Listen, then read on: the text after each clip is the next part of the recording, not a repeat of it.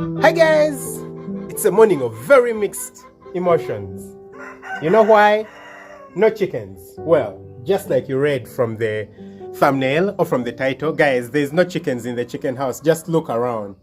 They've all been taken. Oh my god.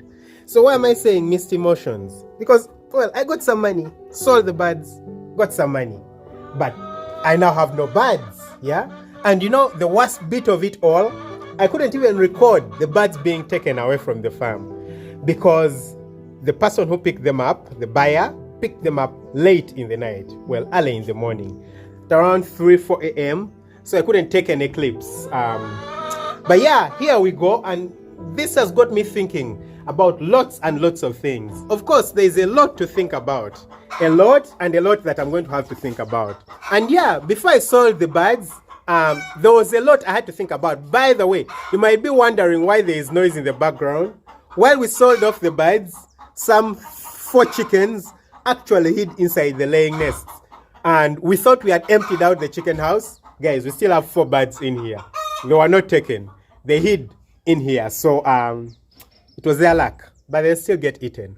But it's a good memory for me. I think the chicken is actually going to lay eggs. So among the things to think about are, number one, and of course most importantly, profit.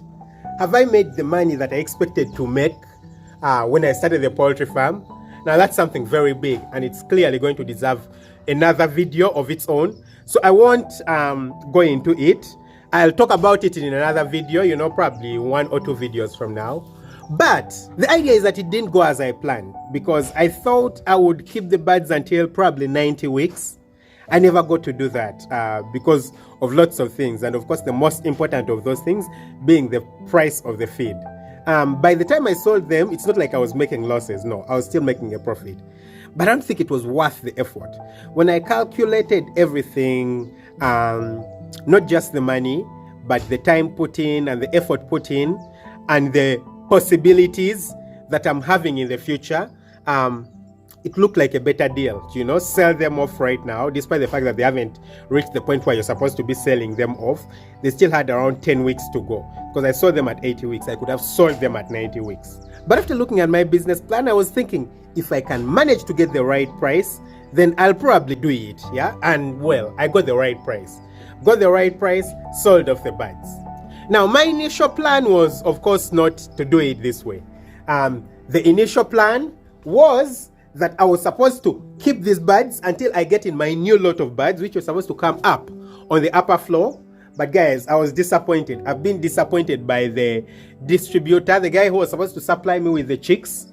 He has left me very disappointed. And I'm going to talk about this later. I'll talk about this in another video, because again, I think it deserves another video of its own. Because I don't think what he did is forgivable at all. Very, very poor way of doing business. So I actually had to get a refund of my money. And I'm going to be using another distributor. I'm actually going to import the birds from the Netherlands. And you might be thinking, why would you import birds from the Netherlands? It's because right now I really need birds in. I have the option of either using fertilized eggs to hatch the Issa brown birds. But this is not coming at a time when I had planned. No, I had planned for completely different things.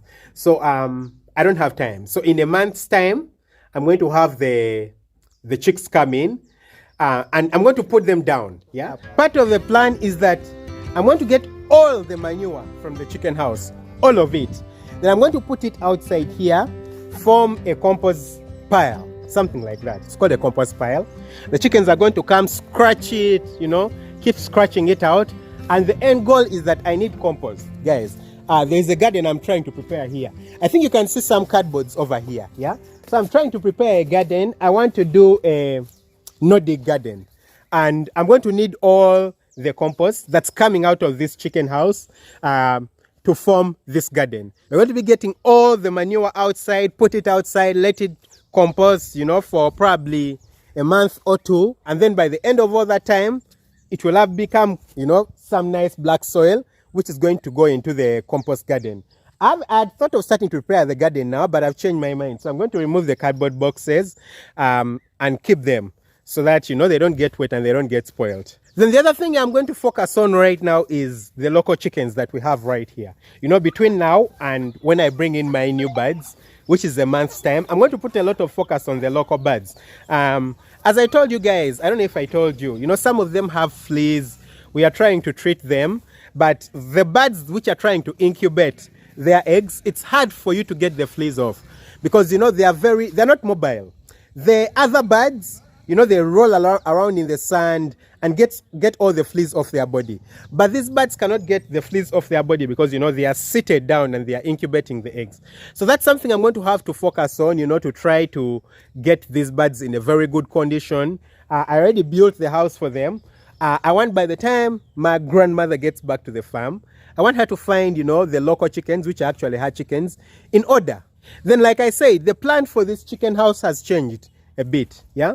So before, as you guys might know, I'd already prepared the upper part of the chicken house to bring in my new lot of birds. But I'm going to put them down, yeah? I'm going to put them down, and then the upper part I'm actually going to use for a breeding flock.